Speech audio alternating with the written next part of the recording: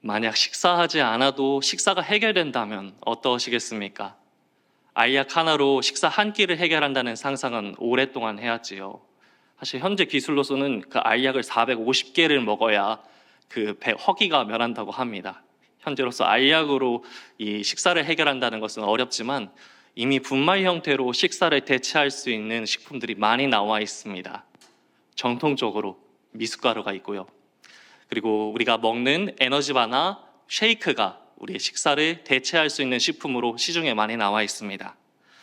만약에 여러분들에게 이런 제안을 한다면 어떤 생각이 드시겠습니까? 자, 그럼 오늘 우리 집은 이제부터 이 쉐이크나 에너지바로 식사를 대신하자.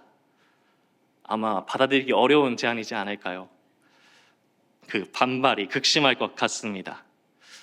우리가 알듯이 식사는 포만감을 느끼기 위한 그런 행동만이 아닙니다. 식사가 주는 즐거움과 식사가 주는 의미는 대체하기 어렵지요. 같은 음식이라 하더라도 언제, 어디서, 누구와 어떻게 식사하느냐에 따라서 그 음식이 주는, 그 식사가 주는 의미는 달라집니다. 평상시에 먹는 떡국과 설날에 먹는 떡국의 의미는 다릅니다. 우리가 집에서 끓여 먹는 라면이 주는 느낌과 한강에서 끓여 먹는 라면이 주는 느낌은 또 다르지요. 한식을 처음 접하는 외국인이 먹는 김치와 우리가 대하는 김치에 대한 인식은 다를 수밖에 없습니다. 식사는 단순히 영양분을 섭취하는 것을 넘어서 우리의 몸과 마음을 건강하게 하고 우리가 누구인지를 나타내는 정체성을 나타냅니다. 여러분에게 가장 기억에 남는 식사는 어떤 식사였습니까? 오랫동안 기다렸다가 먹은 정말 맛있는 음식일 수도 있겠습니다. 여행 중에 먹었던 독특한 현지 음식일 수도 있고요. 졸업식이나 기념일 같은 특별한 순간을 기념하기 위해서 먹었던 그 식사가 기억나시는 분도 계실 겁니다. 아니면 일상에서 가족과 함께 밥 한 술 뜨는 그런 평소의 식사가 기억나시는 분도 계실 텐데요. 그 식사를 통해서 가장 기억에 남는다 생각하면 우리는 먼저 음식을 떠올리기 쉽습니다. 그런데 그 음식의 맛뿐만 아니라 함께 했던 사람들, 그리고 그때의 분위기와 내가 느꼈던 감정이 그 식사를 특별하게 하고 그 식사를 기억하고 추억하게 합니다. 예수님의 제자 시몬 베드로에게 가장 기억에 남는 식사는 무엇이었을까요? 예수님께서 첫 번째로 기적을 나타내신 가나 혼인잔치, 물을 포도주로 바꾸신 그 현장이 기억에 남는 자리였을까요? 자기 발을 씻어주신 예수님과 함께 떡과 포도주로 주님을 기념하며 식사했던 6월절 저녁 식사가 기억에 남을까요? 베드로는 주님을 따라다니며 여러 가지 놀라운 일들을 경험했지만 아마도 오늘 본문에서 경험했던 이 식사의 자리를 평생 잊지 못했을 것입니다. 이 특별한 식사의 자리가 주는 의미가 무엇인지 우리 함께 나누길 소망하며 여러분을 이 식사의 자리로 초청합니다. 십자가에 죽으셨다가 장사되어시고 사흘 만에 부활하신 예수님은 두려워하던 제자들에게 찾아가서 갈릴리에서 만나자고 말씀하십니다. 그 말씀에 따라 예수님을 찾아 갈릴리를 찾은 이 제자들은 사실 이 자리에 왔을 때 무엇을 해야 할지 알지 못했습니다. 부활하신 예수님을 다시 만나기 위해서 갈릴리에 왔지만 그들이 앞으로 어떻게 살아가야 할지, 그리고 그 주님은 어디에서 뵐 수 있을지 알 수 없었습니다. 그래서 제자들은 예수님을 빨리 만나고 싶은 그 마음과 앞으로 어떻게 살아가야 할지 막막한 그 마음을 달래기 위해서 낚시를 나섰습니다. 그러나 그 물고기 잡는 일도 뜻대로 되지 않음을 그들은 마주합니다. 예수님의 제자로 지냈던 시간보다 업으로 살았을 그 시간이 훨씬 길었을 그들인데 밤새도록 그물을 던졌지만 고기 한 마리도 낚지 못하였습니다. 허탈한 마음으로 빈 그물을 거두는 그 새벽녘에 해변으로부터, 저 멀리 해변으로부터 한 음성이 들립니다. 애들아, 너희에게 고기가 있느냐? 원문으로 보면 이 질문은 애들아, 너희에게 고기 한 마리도 없지? 라고 물어보는 그런 질문입니다. 제자들은 없다고 답하였죠.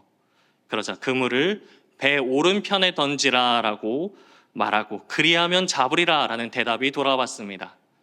그 말씀대로 하였더니 그때까지 한 마리도 잡지 못하였던 그 배는 그물을 들 수 없는 지경까지 이르러서 도움을 받아야 하는 수준까지 왔습니다. 고기 한 마리도 낚지 못하였던 그들이 말씀에 따라 행동했을 때 엄청난 결과를 맞이하게 된 것입니다.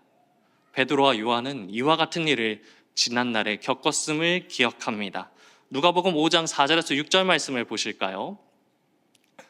말씀을 마치시고 시몬에게 이르시되 깊은 데로 가서 그물을 내려 고기를 잡으라. 시몬이 대답하여 이르되 선생님, 우리들이 밤이 새도록 수고하였으되 잡은 것이 없지만은 말씀에 의지하여 내가 그물을 내리리이다 하고, 그렇게 하니 고기를 잡은 것이 심히 많아 그물이 찢어지는지라. 예수님을 처음 만났을 때 그 놀라운 경험이 또다시 나타났습니다. 그들이 말씀에 의지하여 배 오른편에 던졌더니 그 그물이 가득 차게 되는 그런 놀라운 일을 경험했습니다. 그제야 요한은 그들에게 물어보시고 그들에게 이렇게 하라고 말씀하신 그분이 누구인지를 알아보며 외칩니다. 주님이시다. 그 요한의 외침을 들은 베드로는 급하게 겉옷을 걸치고 저 100m 떨어진 해변으로 헤엄쳐서 나아갑니다. 그만큼 주님을 만나고 싶었던 것이지요. 제자들이 배를 타고 육지에 닿았을 때 그곳에서는 숯불이 놓였고 떡과 그 생선이 그 위를 차지했습니다. 예수님께서 으슬으슬 추웠을 그 바다에서 밤새도록 그물을 던졌을 제자들을 위해서 준비했던 것입니다. 예수님께서는 지금 잡은 생선을 가져오라 말씀하시고 와서 조반을 먹으라고 제자들을 부르십니다. 이 식사의 자리가 어떠했을까요? 제가 생각하기로는 이 식사의 분위기가 마냥 들뜨고 마냥 기쁘지만은 않았을 것 같다고 생각이 됩니다. 부활하신 주님과 함께하는 이 식사의 자리입니다. 이 자리를 마련하신 것이 주님이신 것을 알기에 감히 당신이 누구냐라고 묻는 사람은 없습니다. 예수님께서 십자가에 달리시기 전에 그들과 함께 유월절에서 저녁 식사를 가지신 후에 처음 갖는 식사의 자리입니다. 예수님과 함께하게 되어서 반갑고 기쁘지만 그 사이에 참 많은 일들이 있었습니다. 예수님께서 잡히시던 밤, 제자들은 아무것도 할 수 없었고 그저 도망치는 것밖에 할 수 없었습니다. 예수님께서 고난받으시고 십자가에 못 박히시는 그 순간마저도 그들은 무력하게 바라볼 수밖에 없었습니다. 부활하신 주님을 보았기에 참으로 기뻤지만 그들이 행한 지난날을 생각해 볼 때 부끄럽고 참 무거운 자리로 그 자리를 지켰을 것이라고 생각이 됩니다. 그중 베드로는 더더욱 평소처럼 음식을 넘기기가 어려웠을 것입니다. 베드로는 예수님과 이런 대화를 했었지요. 시몬 베드로가 이르되 주여 어디로 가시나이까? 예수께서 대답하시되 내가 가는 곳에 내가 지금은 따라올 수 없으나 후에는 따라오리라. 베드로가 이르되 주여 내가 지금은 어찌하여 따라갈 수 없나이까? 주를 위하여 내 목숨을 버리겠나이다. 예수께서 대답하시되 내가 나를 위하여 내 목숨을 버리겠느냐? 내가 진실로 진실로 내게 이르노니 닭 울기 전에 내가 3번 나를 부인하리라. 너는 지금 나를 따를 수 없다. 오늘 밤 너는 나를 3번 모른다 부인할 것이다. 그러나 후에는 나를 따르게 될 것이다. 베드로는 예수님께서 하신 말씀을 그때는 이해할 수 없었지만 지금에서야 예수님께서 하신 말씀이 무슨 뜻인지 알게 되었습니다. 타닥타닥 타들어가는 그 숯불 앞에서 베드로는 그가 했던 일들을 회상합니다. 요한복음에서 숯불이라는 표현은 이 본문의 말씀과 또 다른 부분에서만 볼 수 있는데요. 함께 요한복음 18장 17절에서 18절 말씀을 보실까요? 문 지키는 여종이 베드로에게 말하되 너도 이 사람의 제자 중 하나가 아니냐 하니 그가 말하되 나는 아니라 하고 그때가 추운 고로 종과 아랫사람들이 불을 피우고 서서 쬐니 베드로도 함께 서서 쬐더라. 대제사장들의 종들과 그 하인들이 추위에 떨며 쬐던 그 숯불, 그 불이 숯불과 같은 표현입니다. 주는 그리스도시요 살아계신 하나님의 아들이십니다 고백했던 그 베드로가 영생의 말씀이 주께 있사오니 우리가 어디로 가겠습니까? 말했던 그 제자가 예수님을 지키기 위해서 칼을 빼들었던 그 사람이 나는 모른다. 나는 그를 모른다. 나는 그를 모른다고 부인했던 그 현장 가운데 그 숯불이 있었습니다. 나 예수님을 모릅니다라고 부인했던 그 자리, 그 순간 예수님과 눈을 마주쳐서 통곡했던 그 자리에 그의 머릿속에 생생하게 남아 있습니다. 그러나 이 자리에서 예수님은 그가 무너졌던 기억보다는 다른 기억을 하길 바라시며 이 자리에 초청하셨습니다. 제자들이 생선을 가져오기도 전에 예수님께서 숯불을 준비하시고 떡과 물고기를 준비하셨지요. 본문에서 예수님께서 준비하신 이 생선이라는 원문의 단어는 요한복음 6장에서만 또 볼 수 있는 단어입니다. 바로 들판에서 보리떡 5개와 물고기 2마리로 먹이셨던 그 5,000명을 풍성하게 먹이셨던 오병이어의 현장입니다. 그들의 필요를 아시고 그들의 필요를 채우신 주님, 이 식사의 자리에서 제자들에게 예수님께서는 자신이 어떠한 분인지 나타내셨습니다. 줄인 우리를 먹이시고 빈 마음을 채우시는, 우리 마음을 위로하시는 우리 하나님이십니다. 이 자리에서 예수님은 베드로를 책망하지 않으십니다. 고된 하루를 보냈던 그에게 예수님을 부인하고 추위를 피하려고 비굴하게 자리에 섰던 그 밤의 숯불을 떠오르는 것이 아니라 차가운 그의 몸에 온기를 전하는 그 고요히 그를 맞이하는 숯불로 그를 맞이하십니다. 떡과 생선을 건네시며 그의 줄인 배를 든든히 채울 수 있도록 그에게 다가가시는 분이십니다. 아마 오늘의 식사를 기억하면서 베드로는 베드로전서 4장 8절에 이렇게 적었는지 모릅니다. 무엇보다도 뜨겁게 사랑할지니 사랑은 허다한 죄를 덮느니라. 이 식사 자리는 무엇보다 뜨거운 사랑으로 자신의 그 허다한 죄를 덮으신 예수님의 사랑을 기억할 수 있는 그 자리였기 때문입니다. 때로는 우리 몸이 너무 지쳐서 우리가 너무 힘들어서 식사를 대하기가 부담스러울 때가 있습니다. 우리 마음이 고갈되어서 식사를 거르고 싶은 순간들도 찾아옵니다. 너무 힘들어서 몸이 아파서 식사를 준비하기도 힘든 그런 순간들이 우리에게 오지요. 마음이 너무 상해서 가족들과 식사하고 싶지 않은 순간도 우리에게 종종 찾아옵니다. 그러나 그럴 때도 가족들은 우리에게 이렇게 말하지 않습니까? 평소처럼 밥 먹자고 우리를 권하는 모습을 우리는 보았습니다. 그래도 밥은 먹어야지. 그래도 밥은 먹어야지. 가족들이 우리를 이해하지 못해서가 아닙니다. 우리의 상태가 어떤지 알지 못하기 때문에 밥이나 먹자라고 이야기하는 것이 아닙니다. 그들이 우리의 마음을 몰라주기 때문이 아니라 우리에게 필요한 것이 무엇인지 알기에 우리를 식탁으로 부르는 것입니다. 평소보다 무겁게 느껴지는 수저를 들고 밥 한 술을 뜨면 가족을 향한 미안함을 삼키게 됩니다. 그리고 그 밥 한 술을 또 뜨게 되면 가족들이 날 사랑하고 있구나라는 것을 깨닫게 됩니다. 그리고 그 또 밥 한 술을 뜨면 다시 해볼 용기를 얻기 때문일까요? 가족과 함께하는 자리는, 가족과 함께하는 그 식사의 자리는 가족이란 이유로 묻지 않고 함께하는 자리입니다. 식구이기에 허물을 덮어주고, 식구이기에 우리에게 그 식사를 내어주고, 식구이기에 우리를 사랑하고, 식구이기에 우리의 빈속을 채워주며 우리의 빈 마음을 채워주는 그 식사의 자리가 우리가 함께하는 그 자리입니다. 날마다 어김없이 우리에게 함께하여 주신 주님께서 찾으시는 식탁은 이와 같습니다. 그 사랑은 나 자신을 용납하기 어려운 순간까지에도 나를 받아주시고 나를 따뜻하게 맞이해 주시는 그 자리입니다. 주님께서 제자들에게 찾으신 그 주님의 식탁은 오늘도 우리가 이 자리 가운데서 함께하고 있음을 우리는 기억해야 합니다.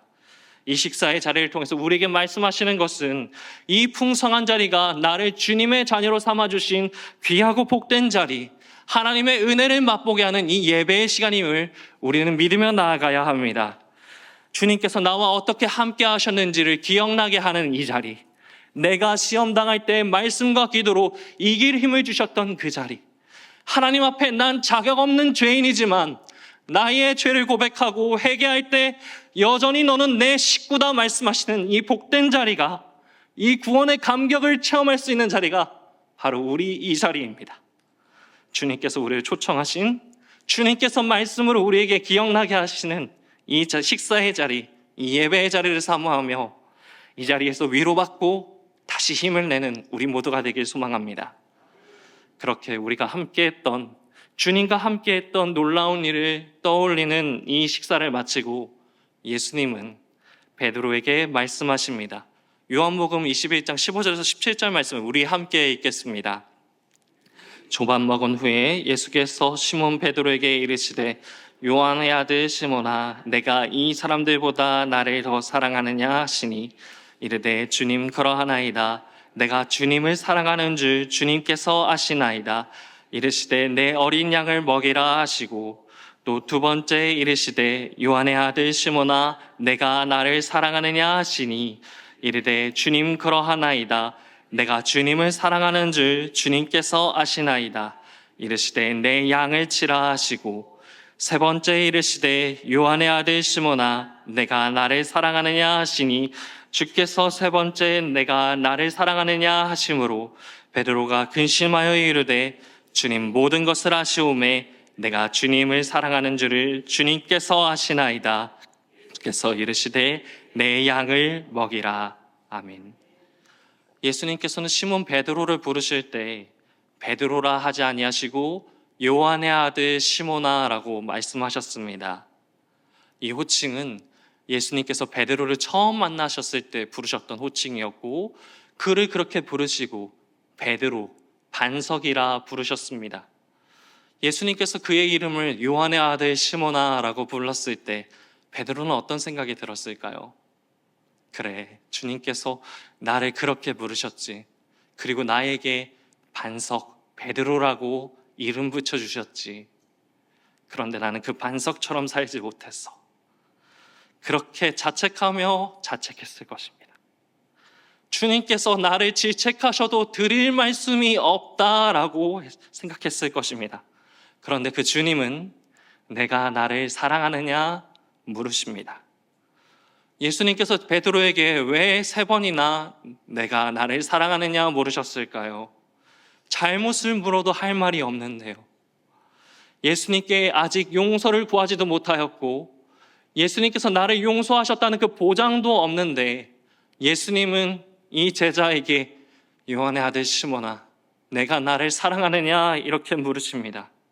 이 이유에 대해서 몇 가지 해석들이 있습니다. 예수님께서 세 번 부인했던 베드로에게 세 번 예수님을 사랑한다고 고백하게 함으로써 그에게 죄 사함의 기회를 주셨다라는 해석이 있고요.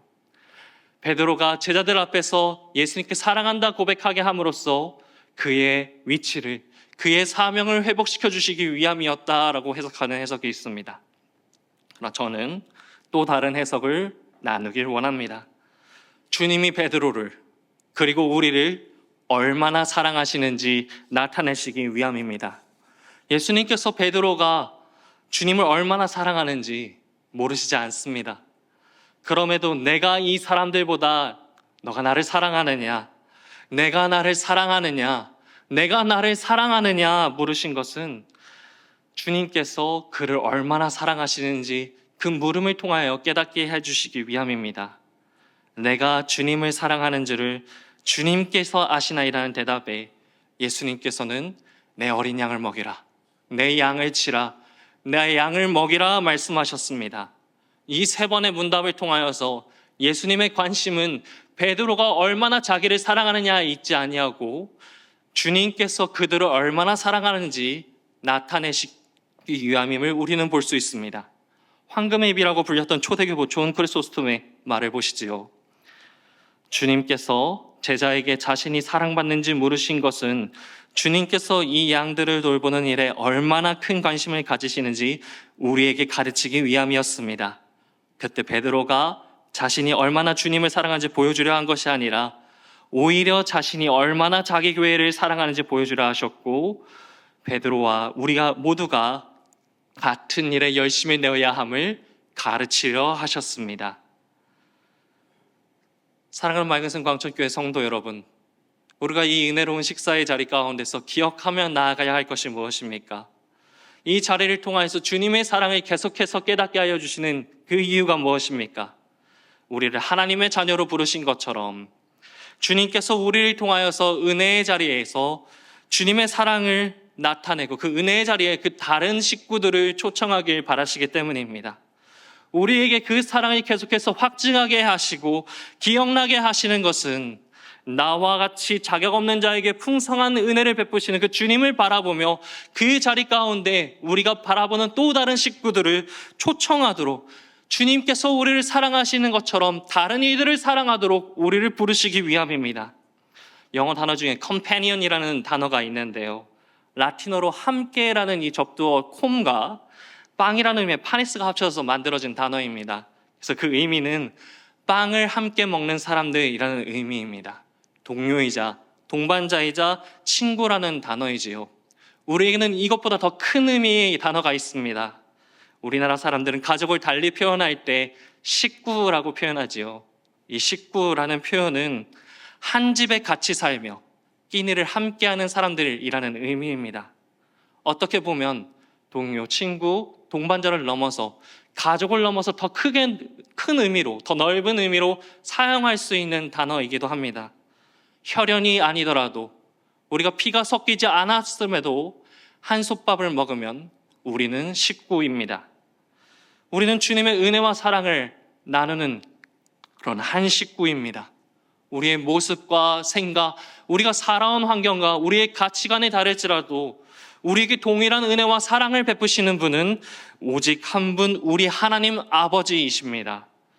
우리 하나님 아버지의 사랑을 기억하며 그 아버지께서 차려주시는 그 풍성한 한솥밥을 먹는 것이 우리 곁에 있는 우리의 형제요, 우리의 자매요, 이곳에 모인 모든 성도들이 그 한솥밥을 먹는 식구들입니다. 주님께서 우리에게 놀라운 사랑을 베푸셨음을 믿는다면 우리도 초청해야 할 식구가 있음을 잊지 말아야 합니다. 이 자리 가운데서 우리가 생각나는 사람이 누가 있는지요? 우리가 불러야 하는 그 식구 누가 있는지요? 우리의 형제, 자매들이 있습니다. 그들은 줄인 형제요, 지친 자매들입니다. 우리의 사랑과 주님의 사랑이 그 누구보다 필요한 사람들입니다. 철저하게 무너진 사람이고 그 실패 앞에서 눈물을 흐느끼는 그 사람이 바로 우리가 이 은혜의 자리, 이 풍성한 식사의 자리로 인도해야 할 사람입니다. 하나님은 그들을 우리에게 생각나게 하셔서 이 자리 가운데 함께 하도록 우리를 이끄시고 우리에게 할 말을 가르쳐 주십니다. 내가 나를 사랑하느냐 물으신 것은 내가 너를 사랑한 것처럼 그들을 너희의 식구로 맞이하라 라고 부르시는 것입니다. 하나님께서 그 부르시는 그 식구를 향하여서 이번 한 주에 그들을 초청하면 어떨까요? 내가 생각나는 그 사람, 내가 만나고자 하는 사람, 이번 명절에 내가 만나는 그 친척과 친지들, 비록 그들이 내 마음을 몰라준다 할지라도, 그들이 하나님을 모르고 살아왔다 할지라도 괜찮습니다. 우리가 용기를 내어 그들에게 먼저 안부를 묻고 그들에게 연락을 하며 그들에게 먼저 식사를 권할 때 하나님께서 식구를 부르시는 그 식사의 초청을 시작하게 하실 줄 믿습니다. 그 식탁에서 무엇을 먹든지 상관없습니다. 주님께서 그러하셨던 것처럼 묵묵히 그들을 대하고 그들에게 먹을 것을 내어주고 그들의 심정을 들어줄 때 그들은 그 식사의 자리를 가장 기억에 남는 자리라 기억하게 될 것입니다. 그 식사의 자리를 통하여서 우리가 잊지 못하는 하나님께서 날 구원해 주셨다는 그 구원의 감격이 넘치는 이 자리를 함께 할 줄 믿습니다. 하나님께서는 그렇게 우리를 식구로 부르셨습니다. 우리가 초청해야 할 사람은 남이 아니라 풍성하신 식탁을 차려주신 그 주님의 한솥밥을 먹는 식구임을 기억하며 나아가야 합니다. 하나님께서는 그 우리에게 그렇게 또 다른 식구들을 초청하길 바라십니다. 말씀을 정리하겠습니다. 하나님께서는 이 예배의 자리를 통하여서 우리를 먹이시고 우리를 돌보시는 분은 오직 하나님이심을 가르쳐 주십니다. 우리가 힘겨운 순간을 떠올릴지라도, 우리가 지쳐있고 어려울지라도 우리에게 주신 그 은혜로 말미암아 다시 일어날 힘을 주시며 내가 얼마나 큰 사랑을 받았는지 기억하게 하시는 분이 우리 하나님이시고 바로 이 자리가 그 주님의 식탁을 바라보며 대할 수 있는 그 자리입니다. 이 자리를 기뻐하며 사모하는 우리 모두가 되었으면 좋겠습니다. 이 복된 자리, 이 주님께서 찾으시는 그 은혜의 자리를 우리가 사모하며 나아갈 때 주님 우리를 기쁘게 맞이하여 주시고 우리에게 더 큰 은혜로 내일을 살아갈 소망과 힘을 주실 것입니다. 이 자리는 우리만이 누릴 수 있는 자리가 아님을 우린 기억하여 나아갑니다. 우리가 초청해야 할 식구들이 많이 있음을, 주님께서 이 양을 먹이시는데 얼마나 관심이 있음을 아는 우리 모두는 우리에게 있는 그 식구들을 불러 이 자리 가운데 함께 할 수 있도록 나아가야 합니다. 말씀과 기도로 우리가 그 사랑을 전하며 나아갑시다. 주님께서 우리에게 그 얼마나 풍성한 사랑을 베푸셨는지, 주님께서 우리에게 이 기억 남는 식사의 자리를 통하여서 어떻게 역사하고 계신지를 우리가 만나는 또 다른 식구들을 향하여 나아가길 원합니다. 그 자리를 통하여서 우리가 하나님 아버지 앞에서 한 식구임을 기억할 때 주님의 사랑이, 주님의 은혜가 우리 가운데 함께하고 있음을 기억하는 자리가 될 것입니다. 이 은혜로 그 식구를 향한 또 다른 초청, 식구를 향한 식사 초청에 응하는 저와 여러분들 되시길 간절히 소망합니다.